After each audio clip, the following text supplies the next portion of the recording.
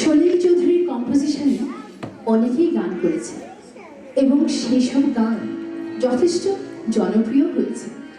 তবু একটা কথা সবাই বলতেন, সেটা হলো সলিল বাবু তার সেরা কম্পোজিশনগুলো রেখে দিতেন লতা মঙ্গেশকরের জন্য। আমরা সবাই জানি যে সর্বকালের সর্বসেরা গায়িকা সুরকারের জুটি ছিল লতা এবং সলিল চৌধুরীর জুটি। সলিল বাবু সুর বাঁধতেন লতাজিকে ভেবে।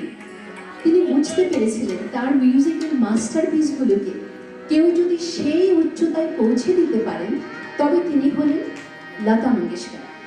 আমরা সবাই এও জানি যে সলিল চৌধুরীর স্ত্রী সমিতা চৌধুরীও একজন ভার্সেটাইল গায়িকা ছিলেন, কিন্তু তারও আক্ষেপ ছিল যে সলিল বাবুর প্রথম পছন্দ ছিল অবশ্যই লতা মঙ্গেশকর। লতা মঙ্গেশকর এবং সলিল চৌধুরীর মধ্যে একটা পারস্পরিক শ্রদ্ধা এবং মুগ্ধতার সম্পর্ক ছিল।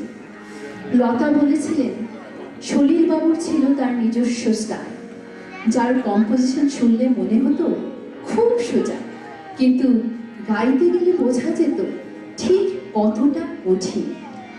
এবার ঠিক এমনই একটি শুনতে সোজা কিন্তু গাইতে কঠিন, খুব জনপ্রিয় একটি গান দিয়ে শোনাবে শিল্পী শিখা।